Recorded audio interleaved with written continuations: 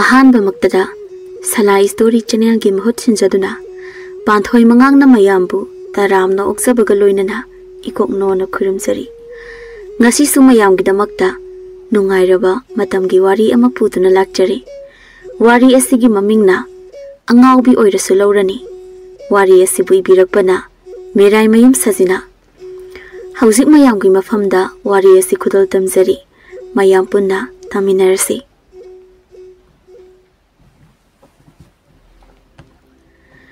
miyoiba ikhogi punsida thasida oiraklaba thabalgi mangal uraktrabadi maithongi minoksu kauri khun amada yamna ngausinaba nupi ama leirami pura ngaubu sinati thawoina tawgi yauna tawba manba amasu mali tathotu makhogi saksang da saksari yenjang ne na sibu kari yenjang no chaba samde yade house out de ai saning de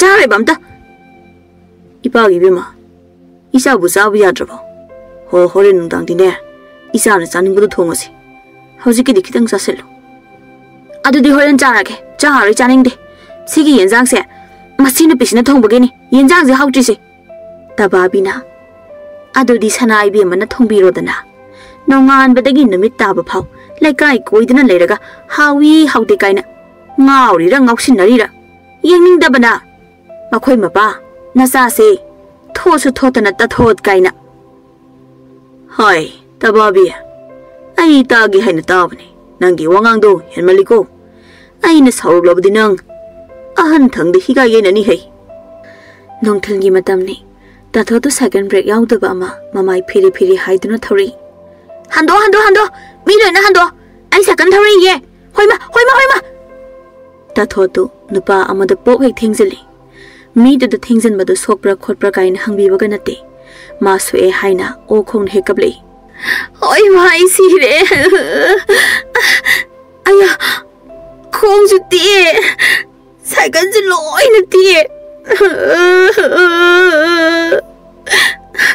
henupa nang kai gi lambi sida leramino ha na tu ro makhong khongbi da cycle na takhibagi makhong pai du na famli banu pa da chongsim nu na hekta masam du lam du na phoi nine he thadu uni sono subi kai di ngawi lo sopuna ina soga mana go ina saudana ayo khong anaba da nele ni haiba ille aibu ille ai se angawi ga hardana ai se angawi ne nangona kana na hai ha nang ta lage he hando ai khoi khon gi life hauda khun si da minau amagi thawai thaga dori habada nang oi bata bani hot patari nang asi haiduna nupa da amuk songsin gi tawi nupa da nupi dugi saptra da ubada kuina leirabadi ma sora loirani khanduna maning thektok tuna senkhre lambi da han amana hoima kuri no ne sukkana maning thekduna chili sibo magi sima khong hamning boy male maliam da khwai digi lumba polum amani ne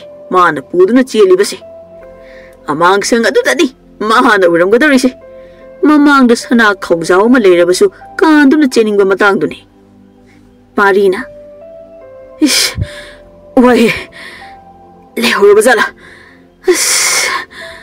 to pagina pine so no pine mana sakana su thombi ba samsung phoi bi ba nang mathang thingna ba lai khuram ine o ine haima pari nang lai bro lao sang lo sa ka sara ba nang bo ine ga dala ko sibo kari jani ai khoi gi di khungang ni na changhang thak pa ta ba ne yari da babung ne ine khoi gi swai da fam ma yengu so haina lauk ne ine da so hana hai kre o hoin he lao yengu rasi ine ga cha su thak la re hai rabani na pari gi mapa gi machan lai bi ase ta thot khoi gi khun asida mayum pan bani pari khoi gi yom de infan dani pari gi mapa di yam na chammi asumna farm tawba lo uba yam pami macha gi thabak ngai bo oina farm tawduna layu haina mapan haibadagi lakbani mama di asaw aram yam pami laibi su mapuk chen pi ningon mathantani haina ke thokna yolakpagi hauna lonjat khangba khara wali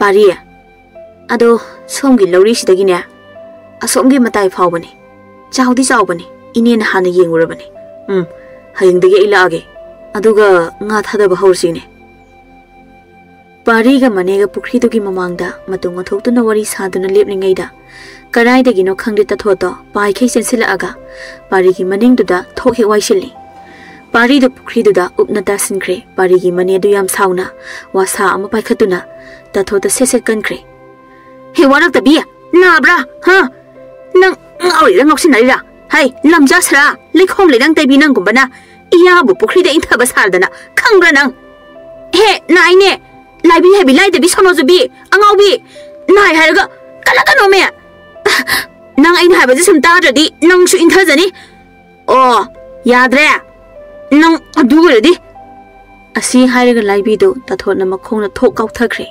onthokpa phibamni laibi ge khuta do pura yenghaidre laibi na masa kharaga pabane tathorki khukau du na kanman khibana tamingi hero na biren phubada paibagi phibam do yamale Ising the lip liba, Parigi Makok Matakduda, Sutrek Natrek Hictasili. Pari na manebo chinkatuna, Kaminari. Tathoti, Tikatana Chien Cre. Ine, Sopra. Masinapi Shukanano ine. Angaobi Rosibo. Pari, Ngauri, and Gauxinari the Kandi. Mamana, Topanapa, Mayum Pan, Kibagi Kaplingai. Mapana, Munupi, Atomi Purapadagi, Asum no Oikribani. Nongan Badagin the Mitabapo. Kaitian Sandona ne, Asum no Quisatan Lady Bunny. Pari the Tathotki at the end of Punsi Wari the Tabata, Nungai Taba Kazik Pori. Noxina of the Mandidane, Magisi. Magi Karikaramba, Wari Buleriba. Tathoto Ingao Ngauna, Lambi at the Masintung Hik Jelly. Like I do give Mamma be Karena. He Angaobi! Karino, Lambi Sinang the Tandasalagi Hebro. Ha! Coxak PCD, Angaobi Sonosabi. Masaksiga Karimali Mune. Hando Sizake. Napi sing aduna tathotu thok inthuramle leimai du da famlaga tathotu mapi tapna sinthare wakhal na tumina khali mane ai di Angaobi ne kokchak bi ne ai suna khoigumna ke na mauna leininge adu boi Angaobi oi da bayade sono chu da bayade ima sumi gi oikre ipa sumi gi oikre ai selak Yum the Naramani. Hi, Bima. Nang Bukara Yorage. Karatun Hallo, higher than Nang City. Kadekada, in sound about Biro. Kayam de Guide, Nang Nagatin Masadagi, Hangamapul Amakak Lorus or Highness and Hankribasa. Ha! Tabak Amahai but the ne, Masutari the Bani. Nang, hey, Nang, Coxapi Nang Kaino Bima. Nigi Mawaman be. Nasatuga, Sitasang be Maladana. Hesin Tibia, Kain Nang Haido, Namoy the Kupak in Taranang, ha? Noxender, Pangang the Angladana, Nang High Beauty Highway, Ibiamanang, Malem Lum the Popomasacidi, Ching Ting the Popomasao. Ha ha yo! Nang the Egizak Tak Proibima, Tanning de, Jalada. Nang Hatok Lagaturin Kongwanda, May the Yatoxania, Pepe Yangano. Pari the Nung Tigita Tot Quagile Gaida, Toin Lak Bahore. Makogi farm adugi yumda the laying lang bagi makontari. Tatumba Kananu lang iba mayamsibo. Asi Hiraga Parido, Mapalam the Tole, Adugadi, Tatoto Angang Karaga, Pari Kogi Hainodu, Mana Power Liamdana, Loin Hek Hektuna Lerami. Bora Kauduma Pig Hektale, Pari the Ping Lawi. Is Kayao Shitriba Mana Pow Liam de Neside. Nungani Nakoi. Hey, Kanakana no, ha? Leramo. Ngai khona khoi hai chingano ai kho Parina tathotu ta phai angang sing du di thekatana chen khre Pari du sawba henmanduna ngangni ngangri kari mata khangre hanagi sawning bapumba phudori he Angaobi sono subi ngoksinaraga migi hainok sibo mana phawbu heklemdana hekpasibo kanana haunage ha namana pa na ngoksinaraga migi mapu huralu hana tambi bro ikai khangdabi nang han khibiyara Aigi Minai Hangina, Law Parina Tathoto Soro Laktuna Chingley. Some Chinglactuna, Makoi sang Manak to the Lefalaga, Jay Bangamba Hourly. Hey, Ikai Kanga below in the beer. Nana Karang Oxinaraga, meaning she comely banine, run be. Amukhana, Aigi Pharmacy and a Pada, Lebana. Hek Makatan and Leblabadi, Noxin the Ribana Cocto, the sing the sing Hungany. Huran Bagidamok. Ngoksinari banangbu namai du gaidro Mina Parsu, Madi Angaobi ni Hainaba, Tauri Bani Nangido. ꯑꯗꯨꯒꯤ ꯁꯔꯨꯛꯄꯨꯗꯤꯅꯦ ꯂꯧꯕꯨꯛꯇꯒꯤ ꯄꯤꯔꯨꯛ ꯀꯦꯡꯉꯣꯏ ꯍꯦꯛꯂꯒ ꯌꯣꯜꯂꯣ ꯁꯦꯟ ꯐꯅꯌꯥꯝ ꯐꯪꯒꯅꯤ ꯊꯔꯣꯏꯗ ꯈꯨꯜꯂꯁꯨ ꯅꯣꯡꯃꯒꯤ ꯆꯔꯥ ꯍꯦꯟꯗꯣꯛꯅ ꯀꯣꯟꯅꯩ ꯆꯠꯈ꯭ꯔꯣ ꯆꯠꯂꯣ ꯑꯃꯨꯛ ꯍꯟꯅ ꯃꯐꯝ ꯑꯁꯤꯗ ꯂꯥꯛꯑꯕ ꯑꯩꯕꯨ ꯐꯠꯇꯦ ꯍꯥꯏꯅꯣ ꯇꯥꯊꯣꯠ ꯉꯁꯤꯗꯤ ꯃꯥꯒꯤ ꯃꯆꯤꯟꯗꯒꯤ ꯋꯥ ꯑꯃ ꯐꯥꯎ ꯊꯣꯛꯂꯛꯈꯤꯗ꯭ꯔꯦ ꯑꯇꯩ ꯃꯇꯝꯗ ꯑꯣꯏꯔꯕꯗꯤ ꯃꯆꯤꯟꯗ ꯀꯕꯣꯛ ꯄꯣꯛꯂꯒꯗꯕꯅꯤ ꯍꯥꯟꯅꯁꯨ ꯑꯁꯤꯒꯨꯝꯕ ꯋꯥꯍꯩ ꯀꯌꯥꯗꯤ ꯇꯥꯈ꯭ꯔꯦ ꯂꯩꯀꯥꯏꯁꯤꯗ ꯃꯥꯕꯨ ꯐꯅ ꯍꯥꯏꯕꯤꯕ ꯐꯖꯅ ꯉꯥꯡꯕꯤꯕ ꯑꯃꯠꯇ ꯂꯩꯕ ꯅꯠꯇꯦ ꯑꯗꯨꯕꯨ ꯃꯥ ꯅꯣꯡꯃꯇ ꯑꯁꯨꯝꯅ ꯈꯟꯖꯤꯟꯈꯤꯕ ꯂꯩꯇꯦ ꯑꯉꯥꯎꯕꯤꯗ ꯑꯉꯥꯎꯕꯤ ꯁꯥꯗꯨꯅ ꯑꯣꯟꯁꯤꯟꯅꯗꯨꯅ ꯃꯆꯤꯟ ꯍꯦꯛꯇ ꯈꯨꯝꯕꯅꯤ ꯄꯥꯈꯪ ꯑꯃꯅ ꯑꯁꯨꯝꯅ ꯉꯥꯡꯂꯛꯄꯁꯤ ꯇꯁꯦꯡꯅ ꯏꯀꯥꯏꯔꯦ ꯃꯃꯥꯇꯣꯟꯒꯤ ꯃꯤꯌꯣꯠ ꯃꯤꯅꯩ ꯈꯥꯡꯕ ꯉꯝꯗꯕꯗꯒꯤ ꯑꯁꯤꯒꯨꯝꯕ ꯊꯕꯛ ꯑꯁꯤ ꯇꯧꯒ ꯌꯥꯎꯅ ꯇꯧꯈꯤꯕꯅꯤ ꯉꯥꯎꯁꯤꯟꯅꯗꯨꯅ ꯉꯥꯡꯅꯤꯡ ꯆꯩꯅꯤꯡꯕ ꯄꯨꯝꯕ ꯑꯉꯥꯎꯕꯤ ꯁꯥꯗꯨꯅ ꯉꯥꯡꯕꯅꯤ ꯇꯕꯥꯕꯤ ꯃꯍꯥꯛꯅ ꯇꯥꯊꯣꯠꯄꯨ ꯑꯣꯠꯄꯤ ꯅꯩꯕꯤꯕꯗ ꯃꯄꯥꯅ ꯂꯪꯐꯩꯗ ꯇꯣꯏꯅ ꯆꯠꯄꯅ ꯈꯪꯗꯕꯅꯤ ꯇꯥꯊꯣꯠꯅ ꯉꯥꯎꯁꯤꯟꯅꯕꯗꯩꯗꯤ ꯃꯌꯨꯝꯗ ꯂꯦꯡꯗꯅ ꯂꯩꯗꯨꯅ ꯃꯆꯥꯕꯨ ꯁꯦꯟꯅꯗꯨꯅ ꯂꯩꯕꯅꯤ ꯇꯕꯥꯕꯤꯅ ꯍꯦ ꯀꯔꯤꯅꯣ ꯑꯁꯨꯛ ꯆꯥꯎꯕ ꯊꯣꯡꯁꯤꯗ ꯆꯪꯒꯦꯗꯤ ꯍꯥꯏꯗ꯭ꯔꯗꯅ ꯐꯛꯂꯥꯡꯗꯨꯗ ꯋꯥꯏꯁꯤꯜꯂꯤꯗꯨꯕꯣ ꯅꯀꯣꯛ ꯆꯥꯛꯄꯗꯒꯤ ꯍꯦꯟꯗꯣꯛꯇꯅ ꯅꯃꯤꯠꯁꯨ ꯑꯃꯨꯛ ꯇꯥꯡꯂꯕ꯭ꯔꯥ ꯏꯕꯦꯝꯃ ꯑꯦ ꯀꯔꯤꯅꯣꯅꯦ ꯋꯥꯒ ꯑꯝꯇ ꯈꯨꯝꯂꯝꯗꯤꯌꯦ ꯆꯨꯝꯗ꯭ꯔꯤꯡ ꯆꯪꯈ꯭ꯔꯦ ꯑꯁꯤꯕꯨ ꯉꯥꯎꯕ ꯐꯔꯕ ꯖꯥꯠꯂꯅꯦ ꯋꯥ ꯑꯃꯠꯇ ꯍꯥꯏꯕ ꯌꯥꯗꯕ ꯂꯋꯥꯏꯁꯤꯗ ꯂꯥꯛꯀꯗꯕꯒꯤ ꯉꯥꯏꯗꯨꯅꯇ ꯂꯩꯕ ꯃꯥꯅ ꯇꯨꯃꯤꯟꯅꯒ ꯆꯪꯈꯤꯃꯤ ꯏꯃꯥ ꯅꯪ ꯂꯩꯔꯝꯂꯕꯗꯤ ꯑꯩ ꯑꯁꯤꯒꯨꯝꯅ ꯀꯞꯂꯣꯏꯗꯕꯅꯤꯀꯣ ꯅꯪ ꯌꯥꯝ ꯐꯠꯇꯦ ꯏꯃꯥ ꯅꯆꯦ ꯍꯩꯕ ꯃꯤꯅꯨꯡꯁꯤ ꯑꯝꯇ ꯌꯥꯎꯗꯅ ꯍꯨꯟꯗꯣꯛꯄꯤꯔꯝꯕ ꯃꯃꯥ ꯍꯥꯏꯕꯁꯤꯕꯨ ꯑꯁꯤꯒꯨꯝꯅ ꯇꯧꯕ꯭ꯔꯣ ꯑꯄꯣꯛꯄ ꯃꯃꯥ ꯅꯪꯅ ꯐꯥꯎꯕ ꯅꯨꯡꯁꯤꯕꯤꯗ꯭ꯔꯕ ꯑꯩꯕꯨ ꯄꯣꯛꯇꯕ ꯏꯃꯥꯅꯗꯤ ꯀꯔꯝꯅ ꯅꯨꯡꯁꯤꯒꯅꯤ ꯇꯥꯊꯣꯠ ꯏꯃꯨꯡꯗꯒꯤ ꯃꯄꯥꯟ ꯊꯣꯛꯈꯤꯗ꯭ꯔꯦ ꯏꯃꯨꯡ ꯃꯅꯨꯡꯒꯤ ꯊꯕꯛ ꯏꯪꯈꯥꯡꯁꯨ ꯐꯖꯅ ꯍꯥꯟꯅꯒꯨꯝ ꯑꯃꯨꯛ ꯁꯨꯕ ꯍꯧꯔꯦ ꯃꯃꯥꯇꯣꯟ ꯇꯕꯥꯕꯤꯗꯤ ꯉꯛꯄꯅ ꯂꯣꯏꯔꯦ ꯅꯣꯡꯃ ꯈꯨꯟꯒꯤ ꯄꯨꯈ꯭ꯔꯤꯗꯒꯤ ꯏꯁꯤꯡ ꯁꯣꯛꯄ ꯊꯣꯛꯂꯛꯄꯗ ꯄꯥꯔꯤꯅ ꯈꯔ ꯂꯥꯞꯅ ꯇꯥꯊꯣꯠꯇꯨ ꯎꯔꯦ ꯑꯦ ꯑꯁꯤꯕꯨ ꯀꯣꯛꯆꯥꯛꯄꯤꯗꯨ ꯅꯠꯇ꯭ꯔꯣ ꯃꯥꯅꯤꯅꯦ ꯃꯁꯝꯁꯨ ꯁꯥꯡꯉꯤ ꯉꯧꯔꯣꯛꯁꯨ ꯉꯧꯏ ꯅꯍꯥꯟꯗꯒꯤ ꯉꯥꯎꯁꯤꯟꯅꯕꯒꯤ ꯊꯤꯕ ꯑꯣꯏꯔꯝꯃꯦꯗꯅ ꯐꯖꯩꯅꯦ ꯃꯁꯤꯗꯤ ꯍꯦꯛꯇ ꯀꯧꯁꯟꯈꯤ ꯑꯣꯏ ꯇꯥꯗ꯭ꯔꯣ ꯍꯣꯏ ꯀꯣꯛꯆꯥꯛꯄꯤ ꯁꯣꯅꯣꯆꯨꯕꯤ ꯑꯉꯥꯎꯕꯤ ꯁꯥꯔꯒ ꯄꯣꯠ ꯍꯨꯔꯥꯟꯕꯤ ꯇꯥꯊꯣꯠꯇꯨ ꯄꯥꯔꯤꯅ ꯍꯨꯔꯥꯟꯕꯤ ꯁꯨꯝ ꯍꯥꯏꯔꯛꯄꯁꯤꯗ ꯁꯥꯎꯅꯤꯡꯕ ꯐꯥꯎꯔꯛꯂ ꯃꯥꯜꯂꯦ ꯌꯥꯝꯅ ꯏꯪꯅ ꯇꯞꯅ ꯍꯥꯏꯔꯛꯏ ꯅꯈꯣꯏꯒꯤ ꯍꯩꯅꯧꯗꯣ ꯑꯩ ꯍꯣꯔꯦꯟ ꯑꯩꯈꯣꯏꯗꯒꯤ ꯍꯦꯛꯂꯒ ꯊꯤꯜꯂꯛꯀꯦ ꯑꯦ ꯌꯥꯝ ꯏꯪ ꯇꯞꯄꯤꯅꯦ ꯑꯁꯦꯡꯕ꯭ꯔꯣ ꯁꯤꯕꯣ ꯁꯥꯁꯤꯟꯅꯩꯔꯣ ꯍꯣꯏ ꯅꯪꯒꯤ ꯃꯤꯡ ꯀꯔꯤ ꯀꯧꯋꯦ ꯑꯩꯒꯤ ꯍꯩꯅꯧꯗꯣ ꯁꯤꯡꯉꯨ ꯍꯥꯏꯔꯣꯏ ꯃꯤꯡ ꯍꯥꯏꯔꯛꯑꯗꯤ ꯁꯤꯡꯒꯅꯤ ꯑꯩ ꯍꯣꯔꯦꯟ ꯁꯣꯏꯗꯅ ꯊꯤꯜꯂꯛꯀꯦ ꯑꯦ ꯆꯠꯈ꯭ꯔꯦꯅꯦ ꯐꯩ ꯐꯩ ꯍꯣꯔꯦꯟ ꯂꯥꯛꯄꯗ ꯃꯤꯡ ꯈꯪꯗꯅꯗꯤ ꯍꯜꯍꯜꯂꯣꯏꯕꯅ ꯈꯪꯒꯅꯦꯕ ꯇꯥꯊꯣꯠ ꯄꯥꯔꯤ ꯈꯣꯏꯒꯤ ꯐꯥꯝ ꯑꯗꯨꯗ ꯍꯩꯅꯧ ꯕꯣꯔꯥ ꯑꯃ ꯊꯥꯡꯕ ꯉꯝꯕꯣꯏ ꯉꯝꯗꯕꯣꯏ ꯊꯥꯡꯗꯨꯅ ꯄꯨꯔꯛꯏ ꯇꯥꯇꯣꯝꯕ ꯇꯥꯇꯣꯝꯕ ꯑꯦ ꯇꯥꯊꯣꯠ ꯀꯩꯗꯧꯔꯦ ꯀꯔꯤꯅꯣ ꯅꯪꯅ ꯑꯗꯨꯛ ꯂꯨꯝꯅ ꯄꯨꯔꯛꯏꯗꯨꯕꯣ ꯇꯥꯇꯣꯝꯕ ꯅꯈꯣꯏꯒꯤ ꯐꯥꯝ ꯃꯄꯨꯁꯤꯗ ꯁꯤꯁꯦ ꯄꯤꯕꯤꯌꯣ ꯍꯦ ꯆꯠꯈꯤꯅꯣ ꯉꯥꯏꯈꯣ ꯃꯤꯒꯤ ꯍꯩꯅꯧꯕꯨ ꯃꯅꯥ ꯐꯥꯎ ꯌꯥꯎꯅ ꯍꯦꯛꯄꯤꯔꯒ ꯍꯧꯖꯤꯛꯇ ꯅꯈꯣꯏꯒꯤ ꯏꯪꯈꯣꯜꯗꯒꯤ ꯍꯦꯛꯇꯨꯅ ꯄꯨꯔꯛꯂꯤꯕ ꯑꯉꯥꯎꯕꯤ ꯁꯣꯅꯣꯆꯨꯕꯤ ꯑꯁꯨꯛ ꯌꯥꯝꯕ ꯍꯩꯁꯤꯕꯨ ꯀꯅꯥꯅ ꯆꯥꯗꯧꯔꯤꯕꯅꯣꯕ ꯍꯥ ꯑꯩꯈꯣꯏ ꯁꯤꯗꯒꯤ ꯍꯦꯛꯈꯤꯕ ꯃꯌꯥꯝꯗꯨꯁꯨ ꯂꯣꯏꯅ ꯀꯩꯁꯨ ꯆꯥꯔꯝꯃꯣꯏ ꯅꯁꯛ ꯏꯐ ꯐꯖꯔꯒ ꯁꯣꯅꯣꯏꯁꯨ ꯏꯆꯨꯔꯗꯅ ꯇꯠ ꯅꯃꯤꯡ ꯍꯥꯏꯔꯝꯃꯣ ꯑꯗꯨ ꯅꯠꯇ꯭ꯔꯗꯤ ꯆꯠꯄ ꯌꯥꯔꯣꯏ ꯄꯥꯔꯤ ꯌꯥꯔꯦ ꯑꯉꯥꯡꯁꯦ ꯆꯠꯍꯟꯈ꯭ꯔꯣ ꯃꯥꯒꯤ ꯃꯃꯤꯡ ꯇꯥꯊꯣꯠ ꯀꯧꯕꯅꯦ 이비만 따ꯊꯣꯠ ꯆꯠꯂꯣ ꯌꯥꯁꯪꯂꯛꯀꯗꯧꯔꯦ ꯍꯥ ꯇꯥꯊꯣꯠ ꯍꯥꯏꯕ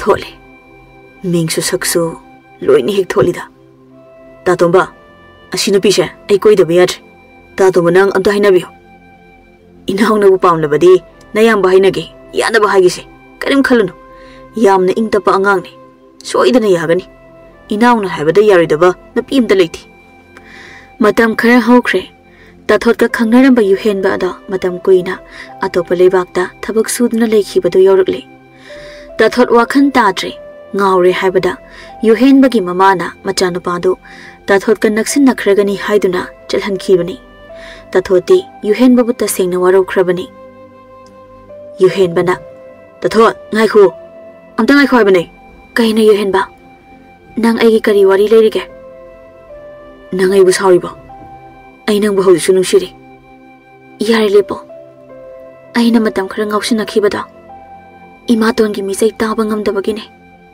ꯑꯗꯨꯕꯨ ꯅꯪꯒꯤ ꯅꯐꯝꯗ ꯆꯥꯡꯌꯦꯡ ꯇꯧꯕ ꯑꯣꯏꯅ ꯊꯣꯛꯈ꯭ꯔꯦ ꯆꯥꯡꯌꯦꯡ ꯑꯗꯨꯗ ꯅꯪ ꯃꯥꯏꯊꯤꯈ꯭ꯔꯕꯅꯦ ꯃꯈꯥ ꯇꯥꯅ ꯑꯩꯒꯤ ꯏꯐꯝꯗ ꯌꯦꯜꯂꯛꯑꯅꯨ ꯑꯩ ꯆꯠꯂꯒꯦ ꯆꯠꯈ꯭ꯔꯦꯅꯦ ꯃꯁꯛ ꯐꯖꯕꯁꯦ ꯍꯧꯖꯤꯛꯅ ꯑꯃꯨꯛ ꯍꯦꯟꯒꯠꯂꯤꯅꯦ ꯅꯪ ꯂꯧꯗꯨꯅꯗꯤ ꯇꯣꯛꯑꯣꯍꯦ ꯍꯌꯦꯡꯃꯨꯛ ꯏꯃꯥ ꯊꯥꯗꯨꯅ ꯅꯪꯕꯨ ꯃꯧꯑꯣꯏꯅꯕ ꯍꯥꯏꯕ ꯆꯠꯍꯟꯒꯅꯤ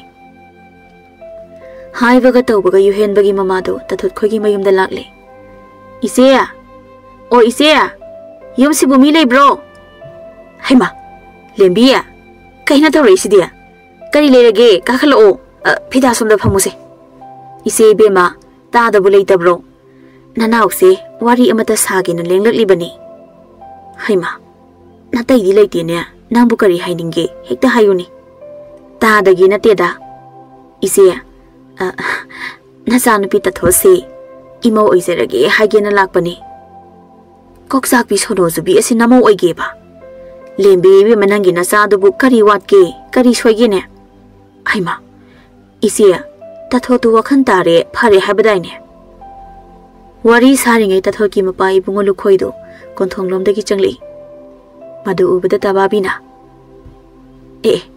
ꯑꯥꯗ ꯃꯄꯥꯁꯨ ꯂꯥꯛꯑꯦ ꯇꯨ ꯁꯥꯟꯅꯍꯧꯔꯣ ꯃꯄꯥꯒ ꯀꯔꯤꯕꯨ ꯊꯣꯛꯁꯦꯅ ꯂꯨꯍꯣꯡꯅꯕ ꯁꯦꯟꯒ ꯑꯃꯠꯇ ꯂꯩꯇꯦ ꯑꯁꯤ ꯍꯥꯏꯔꯒ ꯇꯕꯥꯕꯤꯗꯣ ꯄꯩꯔꯒ ꯆꯪꯈ꯭ꯔꯦ ꯍꯥꯏ ꯂꯦꯝꯕꯤ ꯀꯗꯣꯝꯗꯒꯤꯅꯣ ꯀꯔꯤ ꯂꯩꯔꯦ ꯑꯆꯥ ꯑꯊꯛꯑꯣ ꯀꯔꯤꯑꯣ ꯀꯔꯤ ꯂꯩꯔꯒꯦ 이따에 나나옥씨 와리 아마타 사기에나 하유니 카나시니 이따에 아따이기 나때다 이따이기 나사누비 따토시 이모 오이저라게 하이자게나 라이바니 안강 마센수 강나 자나자바 말리 루코이도 ngahak wakhan tawi machabu phaba nupa amada luhongduna nungayai fana laikhiba pami mapa ama oina makhoi masensu khangnai haibaduda tarai ya thorakle pithoglaga loiredana yuhen basu ka hena fatabasu nate pini yam nungai jari adudi tai namit aphaba ama yenglaga luhongnaba matam lepnaba tawrasi lukhoidu wakhal yam nungai tana phami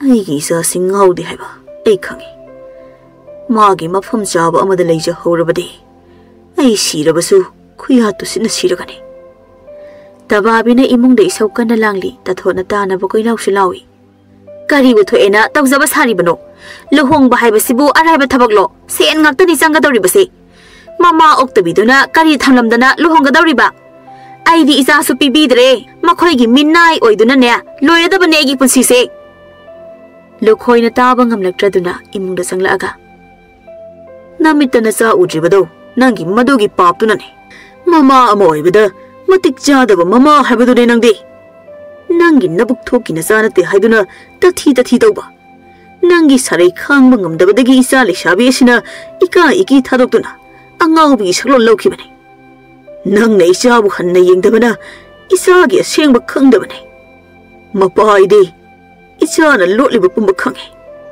ahing khuding isa lesabi asigi khanbada ahing mikap apa phau tumdana nongan be yakhibane tathot mapana hairiba pumatamina kaptuna tari mama tababidu tumina leikhre mapurebagi kallaba wahaidu tabada tathot mapagi manakta tamna changai babu ayum sida sum leijage aibu lohongbi gano isaga yu henbaga khangna chanai haibaduda ipadi ayabu bi thokre ipa ki bema isa na yum sida leibada kayam wage habdo ipa khange aduna nang ipa na luhongbiragi haina khale nang yadaba yaroi ko babo ai nupa do pamte masagi da khanba ahen ba yamna pamba nupa ni mahak ai luhongkhiroi yum sida sum leijage tababi do mapa masagi wari do munna sum tari mapurebagi kallaba wahai aduna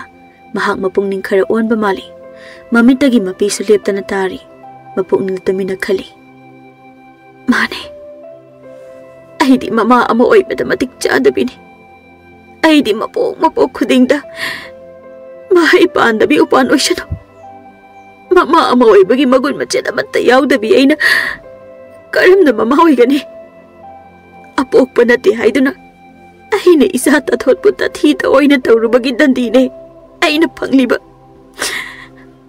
ꯏꯆꯥꯗ ꯄꯥꯞ ꯆꯦꯜꯂꯕ ꯏꯆꯤꯟꯁꯤꯅ ꯂꯥꯟꯈ꯭ꯔꯦ ꯍꯥꯏꯅ ꯍꯥꯏꯖꯕ ꯐꯥꯎ ꯉꯝꯗ꯭ꯔꯦ ꯆꯌꯣꯟ ꯈꯔ ꯍꯧꯈ꯭ꯔꯦ ꯇꯥꯊꯣꯠꯇꯨ ꯈꯨꯟꯒꯤ ꯄꯨꯈ꯭ꯔꯤꯗ ꯐꯤ ꯁꯨꯔꯤ ꯃꯃꯥ ꯇꯕꯥꯕꯤꯗꯨ ꯃꯆꯥꯒꯤ ꯃꯅꯥꯛꯇ ꯂꯥꯛꯏ ꯇꯥꯊꯣꯠ ꯆꯥꯛ ꯍꯥꯟꯅ ꯆꯥꯔꯈꯨꯑꯣ ꯃꯇꯝꯁꯦ ꯊꯦꯡꯉꯤ ꯏꯃꯥ ꯂꯣꯏꯁꯤꯟꯕꯤꯔꯒꯦ ꯐꯤ ꯁꯨꯕꯗꯣ ꯆꯠꯂꯣ ꯅꯄꯥꯁꯨ ꯅꯪꯕꯨ ꯉꯥꯏꯍꯧꯔꯤꯕꯅꯤ ꯏꯃꯥꯅ ꯂꯣꯏꯁꯤꯜꯂꯛꯑꯒꯦ ꯅꯪꯒꯤ ꯐꯤꯁꯦ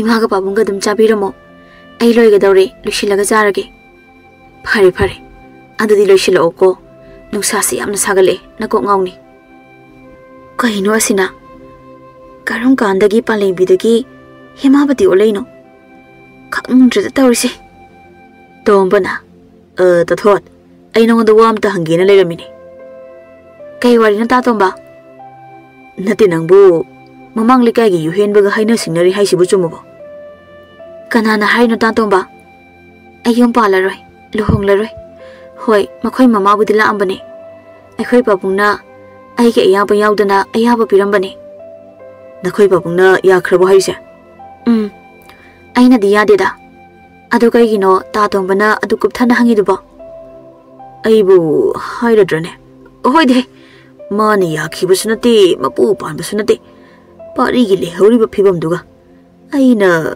ꯏꯀꯥꯏ ꯊꯤꯕ ꯑꯃ ꯑꯣꯏꯗꯅ ꯂꯩꯕ ꯍꯧꯅꯗꯦ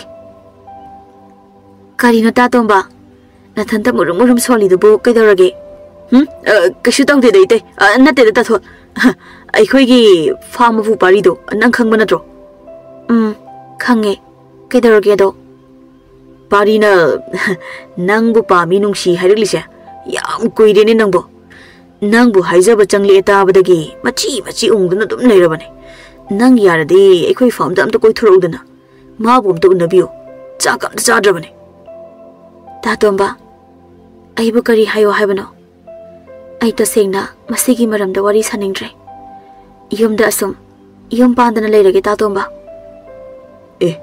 ꯇꯥꯊꯣꯠ ꯅꯨꯄꯤꯅꯕꯨ ꯃꯄꯥꯝꯗ ꯁꯤꯕ ꯍꯧꯅꯕ꯭ꯔꯗ ꯑꯍꯜ ꯂꯃꯟꯅ ꯐꯠꯇꯦ ꯍꯥꯏꯅꯔꯝꯂꯤꯕ ꯅꯠꯇ꯭ꯔꯣ ꯑꯗꯨꯒ ꯄꯥꯔꯤꯗꯣ ꯅꯪꯅ ꯈꯜꯂꯤꯕ ꯃꯤ ꯑꯗꯨꯝꯕ ꯅꯠꯇꯦ ꯊꯃꯣꯏ ꯌꯥꯝ ꯁꯦꯡꯖꯕꯅꯦ ꯑꯩꯅ ꯃꯁꯛ ꯌꯥꯝ ꯃꯨꯟꯅ ꯈꯪꯉꯤ ꯅꯪ ꯑꯃꯨꯛꯇꯪꯗꯤ ꯃꯥꯕꯨ ꯎꯅꯕꯤꯌꯨ ꯇꯥꯊꯣꯠ ꯏꯕꯨꯡꯒꯤ ꯃꯥ ꯌꯦꯡꯗꯨꯅ ꯑꯩ ꯅꯪꯒ ꯃꯥꯒ ꯎꯅꯍꯟꯒꯦ ꯍꯥꯏꯅ ꯋꯥꯁꯛ ꯊꯣꯛꯈ꯭ꯔꯦ ngasi khangde hayeng khangde nang hak tang lakpiyo nabung chalage ko nang wakhan mun khalu ko nakhut ha ma cha dorimi as talli he on thokna ta thot phi su badu loisin khre chak cha thoklaga pari khoi gi farm da laklami ma su khangjaba nate mana khali basi karino haibasi pari na cha da thakta lei haibaduna masa khangda apuna ba amana puduna lakpani sum lakpada yawrakle tatomba kanam leitene koino kai sakhrajano as ai sidiba thu su thuman khre aina laise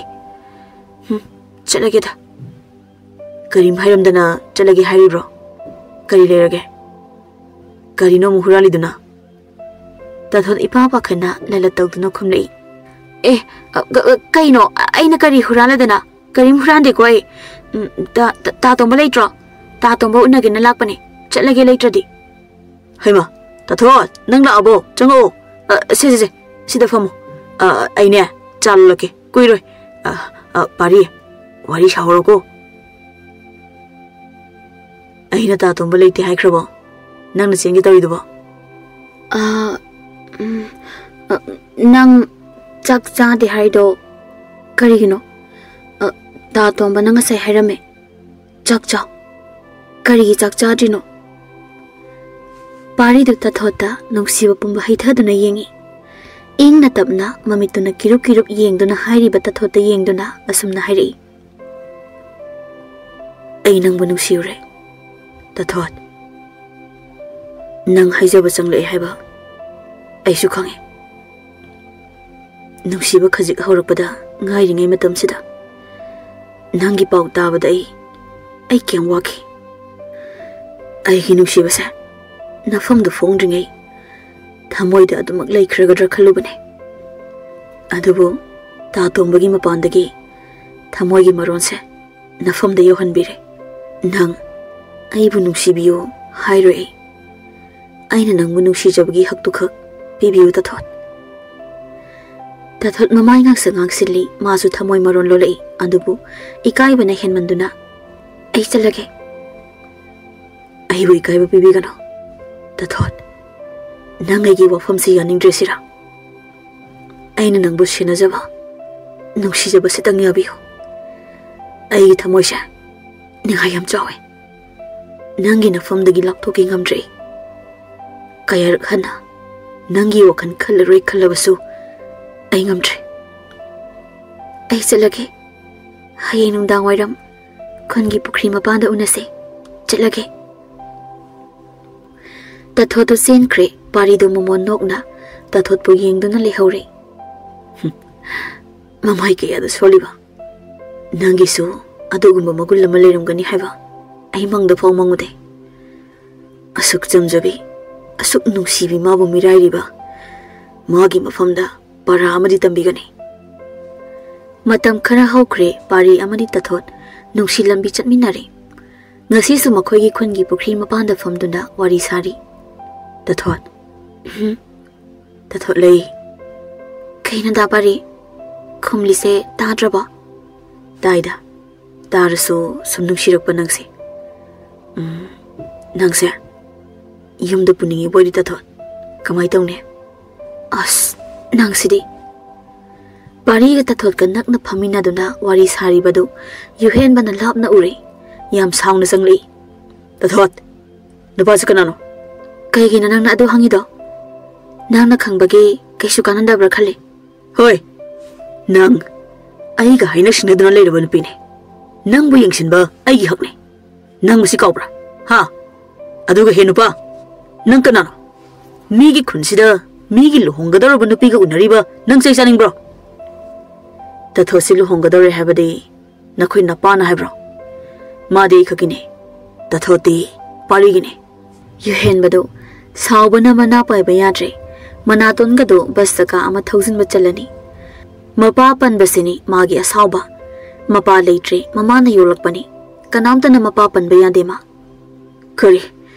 nang bana aigi ipa pan basadana mi khundala aga afau ga su sadana nang yuhen mana pari gi mamai de kin na thilli pari su arai ba meeting nate ma sum khut handuna phunare yuhen badu pari na phajna tole khangbro nang aina amutang haina ngarakli basi koirabane nangna akai ba mission machine khanna khundok lamlaba manisha aina khunjan jaduna chekshina ngak sinduna thamlabane masida namit karan chaladi namit kot patarina dapare to yarise sinabatare dapare to obayare la osalase pari ga yuhen baga khana bagi paudu laikai wawa laure pari gi mane laibi sutare laibi do pari do wa hangdi kai gino pari nangna yuhen baga khatnari bade ini na tari ba pawo sibu asengbra nangga Tathot ka nungsinai hari ba sibu sumlabro chumine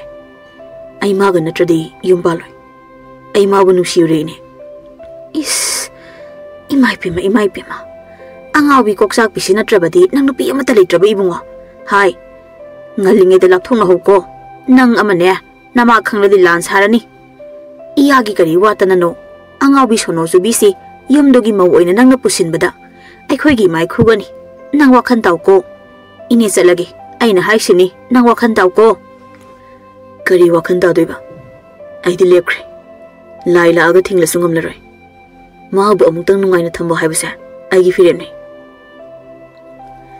Matangi namitni laibi du mapamda ayuk ngana yorakli inama tasau kanam leitabro leimana haima laibiya kaino ayuk ngata asida lao chango inama aise nongan bangai bangam dadana nganta ana chela abani adu boba wadu kaino hayuni nangbo wadu di haidea atai nati inama aikhoi parido aikhoi khunduda khwaidagi lairabi Angaobi koksak pi amaga khangnare ngarang su nupi do ga khangnaba nupa amaga khatnadana laikai kum hai oi khaino ne haisibo laibiya nupi do bo Angaobi ne ba mani inama Angaobi ni pura koksak pi ni ta sauda haiga pari do Athouba da yumda kawhalu adogi nupi do na yumsigi mawoina changla adi laikai mamang da siruba na phai inama aisu chatlage Athouba da ina haibada to hoko Kok hek purukladi toksani haibide haini he. Is aidi karam tawni tawriside. Asi thokani haidana lawai lok thrawduda chalhanganu haijabane ba. Iwa lobidaba kari sare hojikti. O makhoi pabunga tabiribro amukta mapanda thokbiro. Hoi kaidawragene nangna mangolsida koilaw lawribasibu kari leirage. Is kaidawri mama nana tongadu chaphu mung lawiduna kanana kari hairamlagene nangbo. Masi pumnamakse makhoi pabungna thokanba ngaktani aine pro hekcha ikoi. Haima wa dudi haidi nangi thoko pangsauda sawi. Nangna haidana aina karamna khangadawribano. Aina thokalini si amka. Aina thokhali si karino amuktadi haibani mama. Ho nasa nupado lawai lok thrawdudane Angaobi ama koire ye. Chalhanganu haijabado tabideba. Hayengmak pham yongadabani. Aduga nasa nupa kaubiyu. Makhoi babonga Angaobi do puraklabadi karam tawdoribano mi. Ihe adugi oire. Nangna ngasaidagi saurise. Hai mama napidu ngawgera soinaigera madu nasage pamani. Nasaga leminagadaba punsi khongloi khanjabada aikhoina khut thingjilusiko. Yari chango nangna maduda kaisu kok sarano mado aikhoi gi thong nateko. Mapa ma cha manaye iharoye. Ai di mangle da ko ai pai ai hayengmak makhoi gi phamdu yongani. Ai gi sa mangba yaroi. Matangi namitni leimana farm yonaba wari saduna loikre. Mafamga phajana takre yenglunaba. Farm leiriba nupaduna farm yengba lai. Kainamta hangeba. Tombana kari tomangi farm haisibu siro. Aw mani sidani. Kari habigadaba. Ado ada lepishi masana pane. Oh yare dadi masaga dun sarage. Inao tomangi macana pane ko. Mani tamo kari habigadaba. Nakhoi farm se yengba lagjabani. Sen gadi nakhoi maga thinadana loikrabani.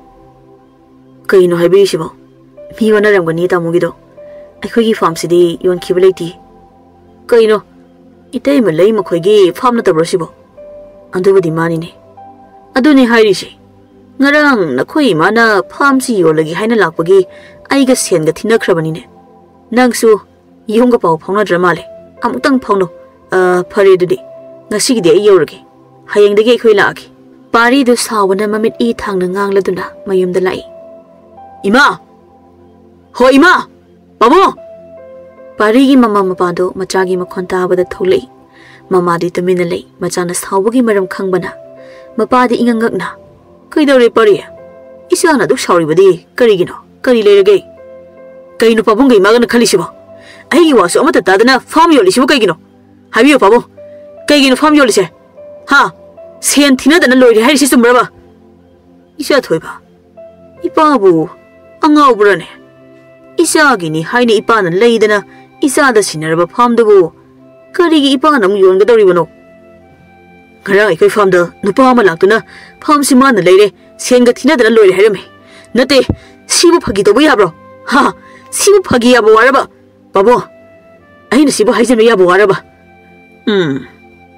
ipa wakhan tare ija thoiba pumnamak kari mata khangda udaba saduna lepliba nama ase asina tawba soidana oiramlani ngarang kari no yamna lon khibani namana tawba soidana oirani hai mama karino nacha nupan haise nangna kari mata khangdaba saraga lepliba asibu nangbu khangdabro mani aini yonbani adu kaidawrage Angaobi nupiduga sum loinaraga nang kari kana dawrige nang mafam adudane amuk hana chatpa yararoi ima nupidu pamde aidi maga natradi yumbaloi ma yumsigi mawoina aina purukani ibungo nang aigi isani Angaobi du karamna nang na lawga dawribano nang wakhanta aina pamde haidi pamde Angaobi oirasu lawrani koksakpi solo subido aigi thawaine ima ma ngawba nate Mama atombi sari khangba ngamdabadagi mahak matam khara Angaobi saramane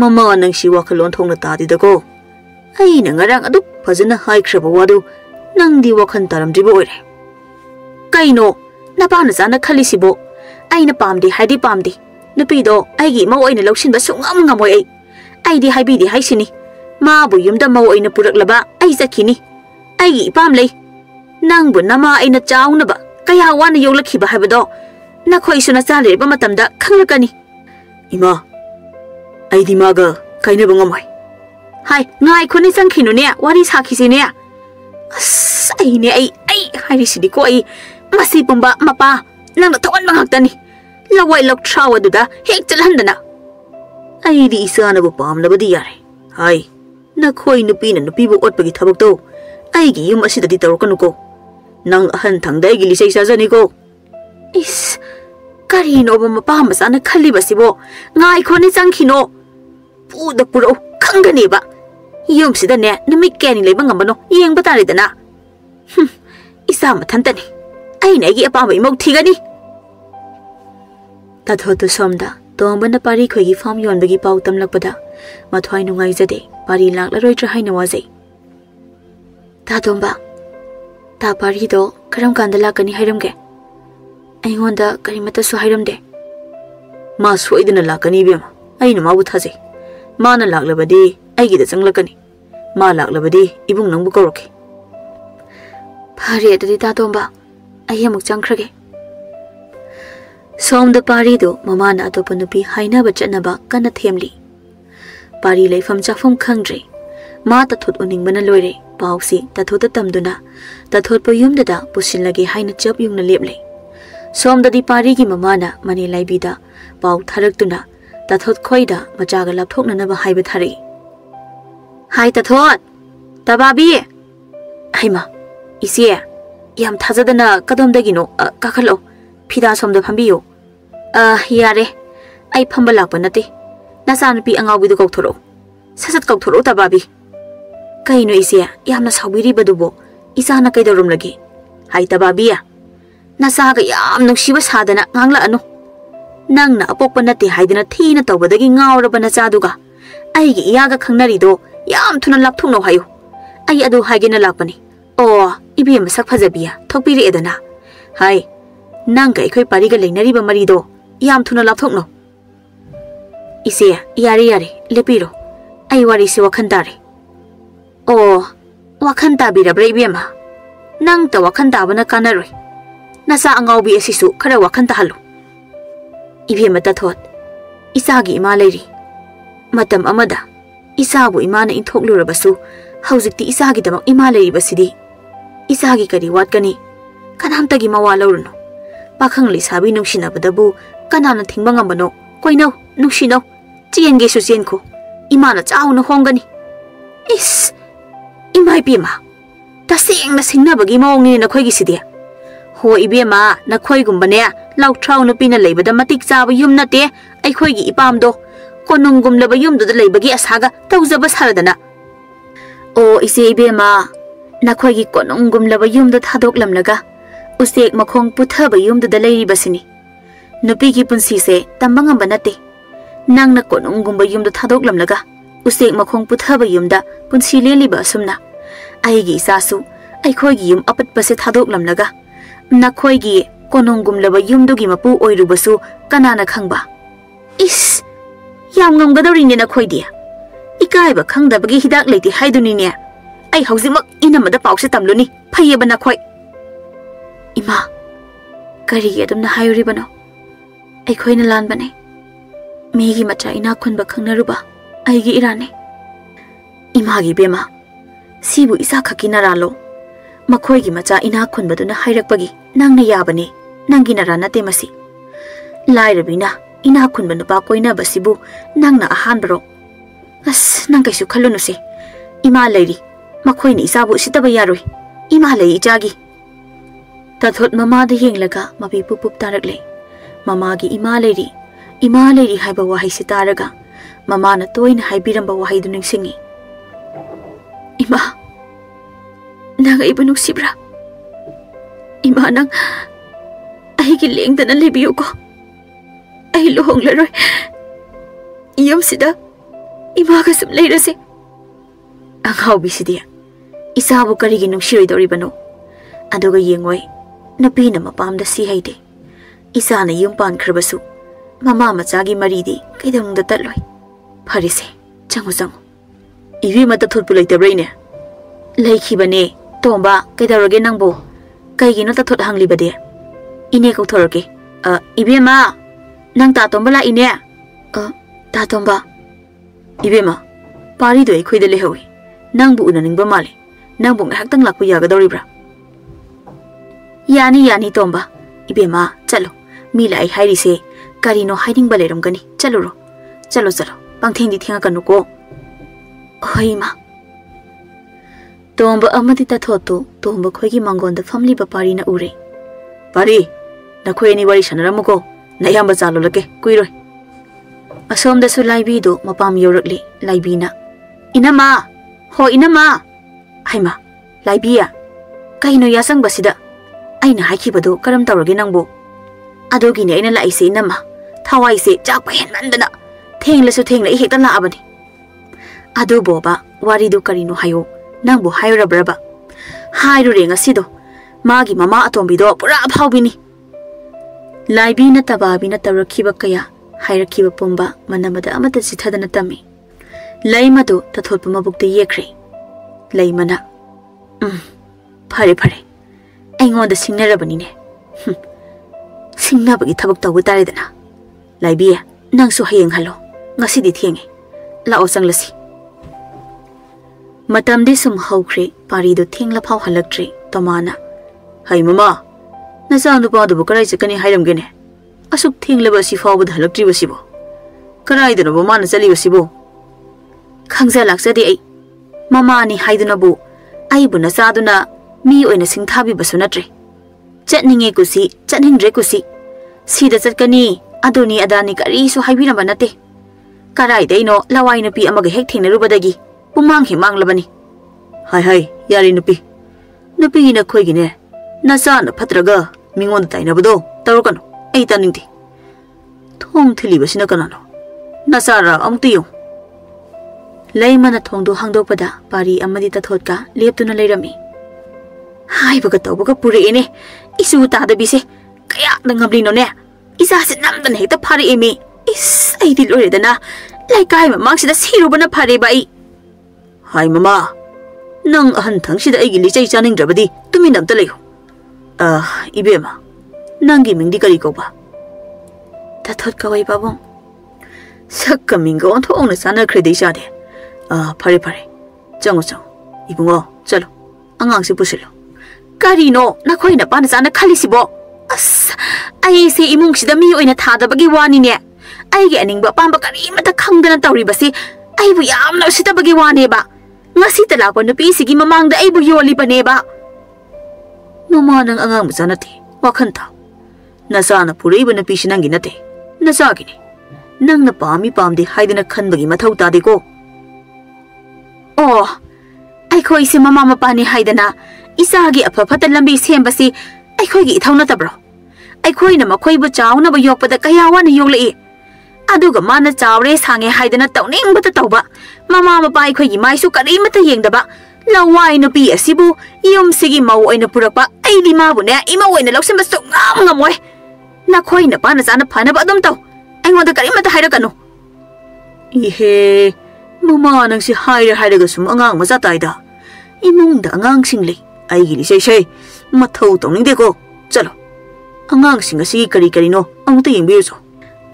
Pay. I want the pong the singer banina. Hi, Tongsi Hangway bungo.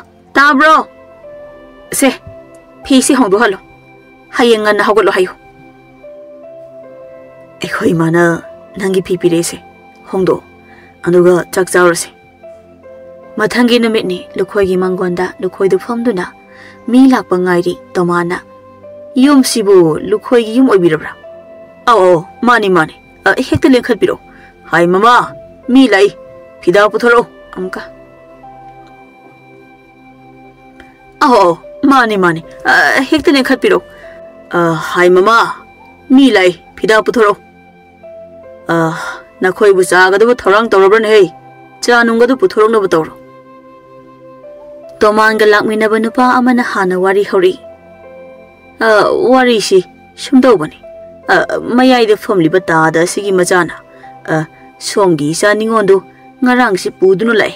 Chanabi matung ina. Ekhoi pao amatang haidokena lakjari bane. Bhakti amatang. Yari. Isa do haurin karanga na hek tinbiro. Matam kara haukre pari amari tatho sulu hongkre. Tatho tu maisa langba haure. Laimana. Hai. Karai lekrage lawai nupi duba. Ayuk lai duk thabagi kon si phau bada hauji phau lauksan deba se. Sandhya wairamgi amuk thaba yaraba si phau bada. Ima. Ai maningda phi surubane ai lauksalage. Nong then chupadi tumduna leiraga hauji yasang lamdai asida. Thabak phaba sariba. Isa nupada thabak phaba sadoriba natra. Nati ima. Ai ngasai de ikhol ahangbada sengdoraga pot hazilo haibada senglubane. Yari bema. Mitna kupada loibi aba thabak to. Nong thin chupa tawi kaina taningdre ko. Thabak singse yam thuna loishalu. Ai punsi se. Asum loidora male.